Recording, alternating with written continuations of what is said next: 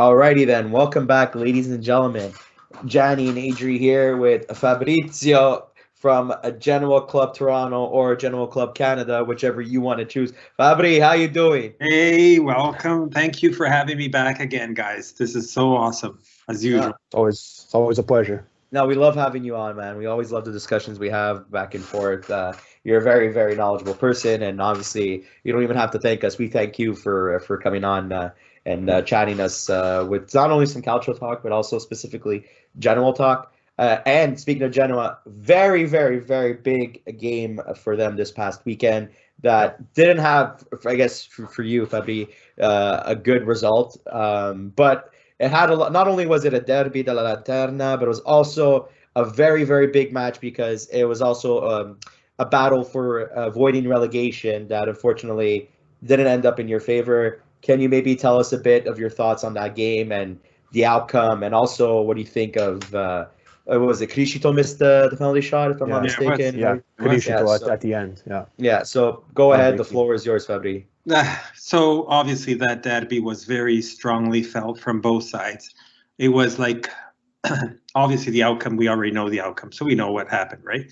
Yeah. But ultimately it was like not only for redemption from a Genoa perspective, because let me remind you that the derby for the Andata, for the first round, that's when we had the Shevchenko, and it was a horrible, probably one of the most, I'm going to use it like a bad English, one of the most worst derbys I've ever seen. It was like really, really bad. Now, having said that, so that was redemption. The derby already was felt on the stands, even though Sandoriani will never going to agree with that. Maybe because I'm also biased and whatnot. I don't know if you guys have ever seen any of the videos or pictures of it.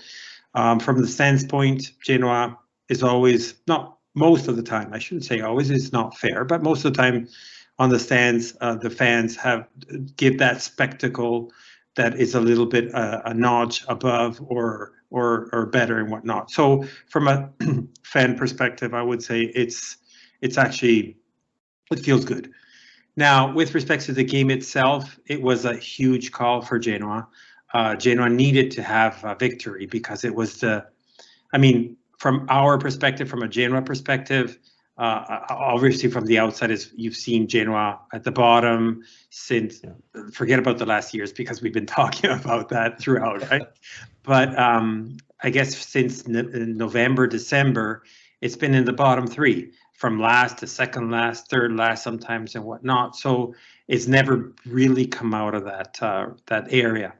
So this was really always saying, okay, this is our last hope. This is our last hope. This is our last hope, and it's still there because mathematically it's not done yet. But at the end, it's just that the roster's not there. It's just one of those bad years, and we just have. I guess most of us are coming to peace with it. We understand what's going to be the outcome, understandably so by the numbers. But the hope from a fan perspective is until the numbers tell you so, there's still hope. Yeah, so that kind of relates to a question that we got from Calcio Talk, saying that because you did kind of, I guess, hinted towards the answer to this question, but do you think realistically Genoa still has a chance to stay in SerieA, or do you? I know it's not mathematically official yet, but what do you think right now? Do you think they still have a chance to stay in SerieA? Like when we have these questions, I always ask you, do you want the answer from the heart or you want the answer from the brain, right? Yeah, that's usually how it goes. That's usually how it goes. Both. Okay, so let me tell you the heart first, because that's going to be an obvious answer. Yeah. I'm never going to stop hoping until then, because I'm happy you're giving that kind of answer. You're going to root until the end. Honestly, I want to see, and we may be talking about it soon anyways, I want to see Genoa, obviously not thrashed, but Juve, but, at least do a positive result. Now, what the brain is telling me, the odds are not slim, close to none, almost, right? Because we have the next three matches are essentially Juve at home, Napoli away, and Bologna at home. Bologna, we know you've talked about it throughout your podcast. It's like that crazy horse that is killing hopes, I guess, for a lot of the top four. And then you have Napoli, which, I mean, Juve and Napoli have nothing to win other than just saying, okay, I want the third or I want the fourth spot. But, you know, it's not easy. So I would say the brain says the chances are close to none. And that kind of, Fabrizio, that kind of, you know, rekindles a discussion that we've had, I would probably say even with yourself, and if not just amongst the three of us. Does Genoa kind of need this? I don't mean it need in a bad way, obviously, for your sake, but does Genoa need this drop to kind of really get things back on track? Because they've been, like you said, and like you know better than we do, you know, they've been at the bottom, close to relegation, saved at the last match day, saved here, saved there, and they continuously stick at these positions year in and year out. Do they need this unfortunate result of going down to Serie B to really change things for the future? There's actually a bifolded answer to this, Adri.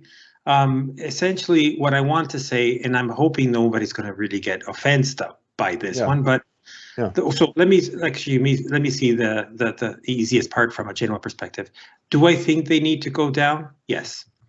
The reason why I'm saying that, I mean, it can actually happen also by staying afloat up in SerieA, right? Sure. But the new ownership came in, what was that, October, November timeframe. Mm-hmm. They admittedly, openly gave their excuses with respects to, like, you know, forgiveness because of their bad choices, meaning Shevchenko, all hands down to the great, amazing man he was, but maybe he was not ready for Serie A. God knows. Maybe he came into a very difficult, impossible situation or whatever. Mm-hmm. Great. But the new ownership has shown essentially their interest in continuing and making a new reality into what Genoa has always been, at least in the modern days. So will the Serie B help? I think so, especially when it comes down to what we call the senatori. So the senatori in Italian soccer means like the old guard. The old guard, yeah. Yep. Those players that have been there. Sometimes they overspeak on top of the coach, of the managers. They are the ones that, you know, call up and I'm talking more specifically about the old ownership and say, hey, I don't want to do this or I don't want that, you know, like, because they have too much word in you know, anyways. So going down to Serie B, that'll probably help to get rid of this spazzatura, as we say, right? Yeah, pretty much. The bifolded part is, by doing that, and because of the new ownership, American 777 partners from Miami, they have started like similar approach to what we've seen now with Red Bull. So they're buying, and they have actually bought several teams now from I can now remember this Liegi. I don't know how to say it in English, but from Belgium. The star of the star from Paris, which is the oldest team from Paris. So PSG is not the oldest. Yeah. And so they bought the second team in the oldest team in Paris, and also the great team from Brazil as well. So now they're at 4 teams, and they always seem to look for the oldest and the most respected with respects to history itself. And the idea there is just to create this sort of network, I guess, similar to what we see with our Red Bull Leipzig and so on. And so they already said that it'll take its time, 3, 4, 5 years. So I mean, I'm making it longer than shorter than what I was expecting. But essentially, when I said the bifolded is, I'm a little bit disgusted, and I'm not going to say names of teams, of what we're continuously seeing, that dirty type of, at least that's the appearance of type of soccer that we continuously having in Italy. So I'm hoping, at least from a Genoa perspective, that it's not going to have that type of approach of football. And I want to touch upon that point of having the senatori in the club. It's a major factor not only for the team for how much they mean, but also to the fans, because when they see them at the games and when they see them getting involved with the team, then the fans buy in to what's happening, or they buy a belief into the system, because it shows that, well, if the former guards, the former legends are trusting in the process and they're involved, then it's only a good thing, and I'm speaking from personal experience. Totti back at the Roma games has done so much in terms of passion for the team. The club is selling games like crazy in Rome, and you need them in your at your club as often as you can to kind of just build up that belief and that hope again. But if the unfortunate thing happens and Genoa gets relegated back to Serie B, a question that came from DVG, from our friend Dieter, because he submitted multiple questions, but this one relates to the topic at hand. Will Blessin be the coach of Genoa if they get relegated? Or do you think, especially with the revolving door of managers that they've had this season, which it's been a bit of a question mark for me personally, but do you think they keep him, or do you think they go through that revolving door again? Well, that's funny that you say that, because that just happened in the news not too long, like in the last 10 days, essentially. They were starting to, like how journalists in Italy, they just invent things and they start to, for the clicks. Yeah, exactly, right. So the management just came out from an assembly, like the ownership, and they had their meetings and whatnot. And they came up with a very clear statement. They said, intent is to continue with Blessin. There is no intention whatsoever to replace him. Now, they have officially apologized with the choice of Shevchenko, as I mentioned earlier. But right now, their plan, their goal is to continue with Blessin. And until the numbers tell them otherwise, meaning, he's